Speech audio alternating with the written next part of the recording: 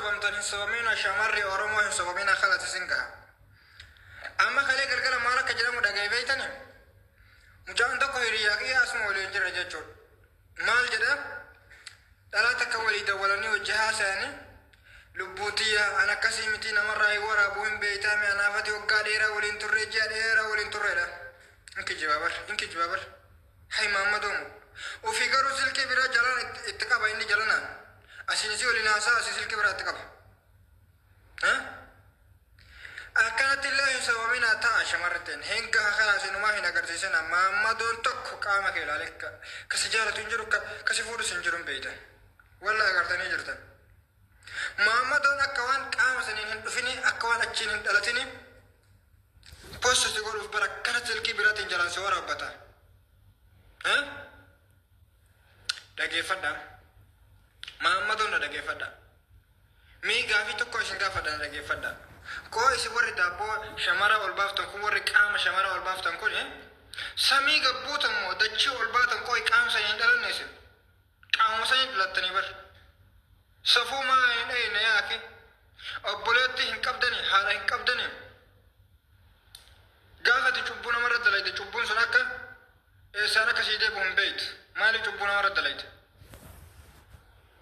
سلي محمدون تينا تورمو تن كوي سمو قبدني ياكي دابولالو بربانان ديما تلگرام مرد ديما لالا فرنجين كن عدادين كن كقامو في بنيجر وچر جرا ديما لالا تين شمار كينا سلبسنا ياكي شمار اسنيبتت جالala keessa tarte waan ati godhe jettuun gootu gabbaftanii asirra mataan nyaatinati deema sallala barbaadan daabolaaloo barbaadan adii sallala deema maal isin ummanni horiin akkana jechuudha wallahi billahi na arsan jechuudha dhugaa rabbi egaa akkuma dhaggeeffattan harka fuudhee akkam jirtan jaalatamtoota kabajamtoota hordoftoota keenya jirtu fayyaa keessaniin jirra garata waaqa baga nagaa fayyaa taatan isiniin jecha akkuma dhaggeeffachaa jirtan kana jechuudha mucaan kun maal jedha seetan hiriyaan kiyya tokko tuyyuu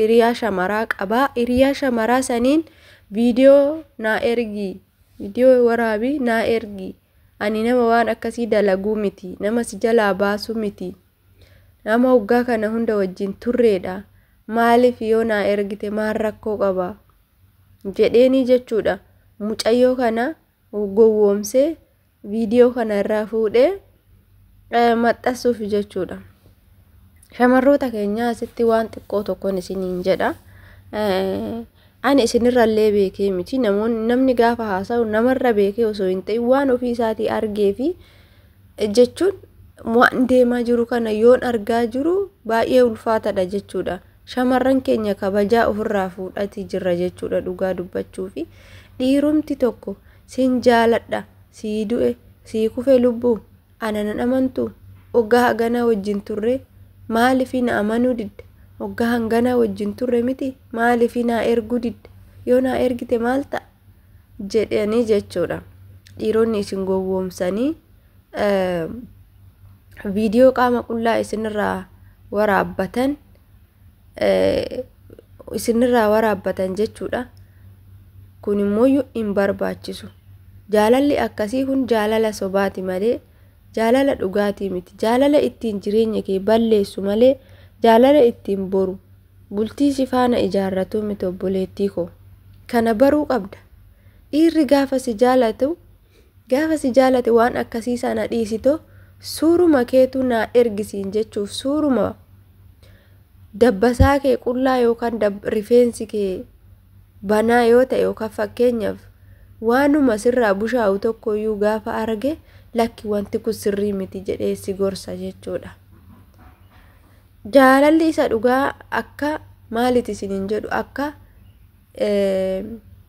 kan keessatti of laalan kana jechuudha mastaawatiiti jaalalli inni dhugaan keessatti yeroo hunda nama san keessatti of laalta siigalee akkam in bareedamoo in bushooftamoo kana yoon jedhu bifa kee qofa osoo hin taane haalli kee amalli kee hojiin kee maali isa keessatti of argita jechuudha isin lamaan keessatti inni si keessatti of argaa ati isa keessatti of argita jaalala dhugaa yoo ta'e isa akkasiiti jaalalli sobaa immoo afaanumaan siif du'e siif kufe waan akkasii san jedhanii si gowwoomsanii viidiyoo keessirraa waraabbatanii gaafa ati waa tokko didde yookaan maallaqa erguufi didde yookaan waan biraa goote yookaan ati deemtee jireenya yoo isaan gargar baatanii jireenya biraa ijaarratte inni maal godha viidiyoo san ol siif baasa jechuudha. Kanaafuu wantoota akkasii kanarraa of eeggadhaa hojii keessan hojjetadhaa. Kaayyoon nuti biyyaa baaneef hojjennee of jijjiiruuf maatii keenya jijjiiruuf har'a as ta'anii warroonni viidiyoo akkasitti waraaban kun waraabsisanii kara lachuu kan waraabsisus maatii hin qabu haadha hin qabu obboleettii hin qabu kan waraabdu tun abbaan qabdu hin qaanoftu boru namni na arginnaan jettu miidiyaan amma yeroo ammaa kana keessatti waan baay'ee barumsa ta'u nuuf dabarsaa jira jechuun kanarraa illee akka of eegdan warroonni haaraa dhuftan illee jechuun sheer godhaatoo viidiyoo kana warroota reefu miskiinota haaraa dalagachuuf biyyaa ba'an jechuudha. Siruma dhiira isinii dawwar dhiira isinii haasa'u tokko jalaayyuu kaastanii haasa'inaa jechuudha. Ati namoota waliin haasa'uuf miti kan dhufte biyya namaa kana. Uf jijjiiruuf maatii kee jijjiiruuf dhufte malee jireenya kee fooyyessuuf dhufte. Ofii keetiifuu halkan guyyaa akkasitti dhaabbachaa oolta. Halkanoo akkasitti isa wajjin isa gammachiisuudhaaf waan meeqa ta'aa bultu viidiyoo si waraabbachaa bulee ganama inni miidiyaa irratti si baasu maali? Inni gadi baasu kuni obboleettii hin qabu haadha hin qabu. Akkuma mucaan kun jedhe eessan dhufeen isuma san keessan gad dhufe miti isuma inni miidiyaarra oofu kana keessan jechuudha. Kana qaama obboleettii keetii baaste jechuun qaama hiriyaa kee jaalalleedha jetteetti dhiyaattee baaste jechuun akka qaama haadha keetii ala gabbaaste beeki kana jechuudha. Qaama saalaa nama biraa dubartii biraa gaafa gadi baaste qaamni saalaa haadha keetiitillee akka ala jiru kana bichaan dagatiin jechuudha. Yoomiyyuu dhiirri akkas gootan kunniin qaamni haadha keetii akka ala gadi bayeetti ilaali malee akka yoomiyyuu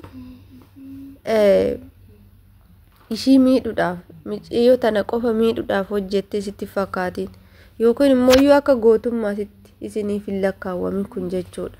Kana jechuun badiidha jechuudha. Intala shamaraa takka qalbii rarraas ta'ee waan hin taane gaafa ati irratti raawwattu dhugaa baay'eetti ulfaataadha jechuudha. Ulfaataa guddaadha.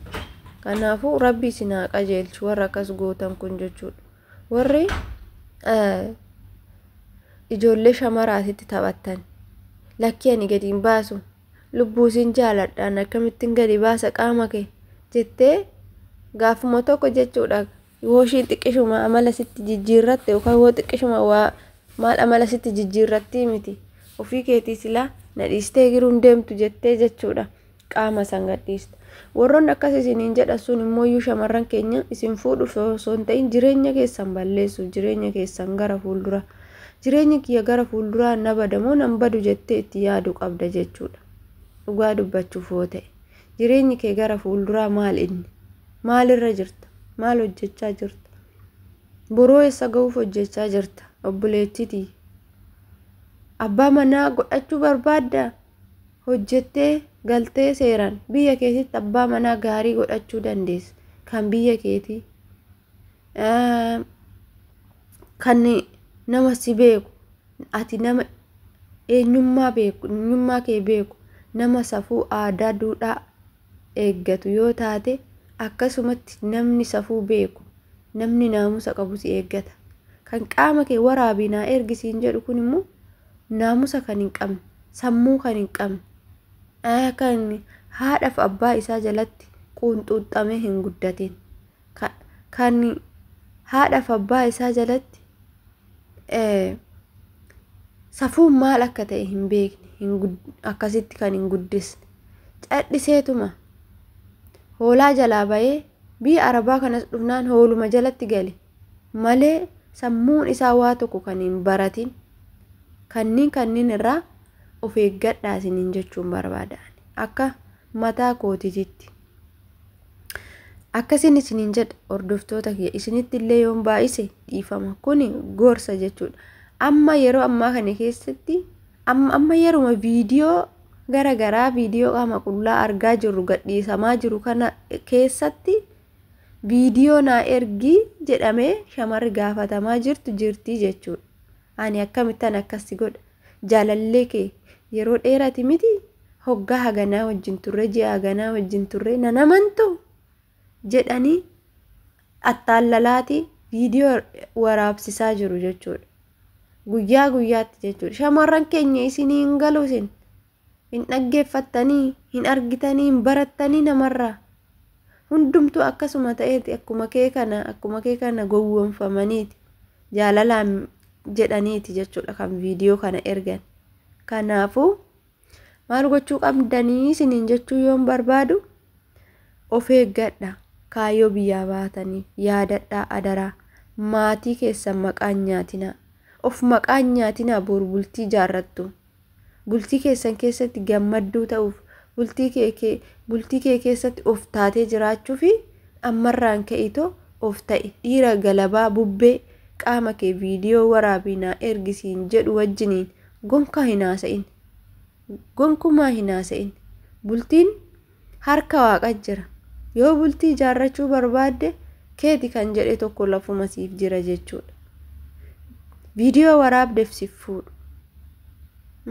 Akka barbaadde isa gammachiisuuf viidiyoo qullaadhaan akka barbaadde taateef siif fuudhu jechuudha. Kanaafuu akkasiidha, of eeggannoo guddaa godhadhaa isiniin jechuun jaaladha. Yoon dogoggora qabaadhe haasaa koo keessatti hundumti keessanuu naaf kolchaayi. Mana kanaaf immoo warroonni haaraa taatan sabiskiraayibii gochuudhaan, sheerii gochuudhaan, laayikii gochuudhaan gatii isiniin kaffalchiisu gorsoota asirratti darban hunda isaaniitu dhaggeeffachuu irraa barachuu ni dandeessu isiniin jedha. Horaa bulaa.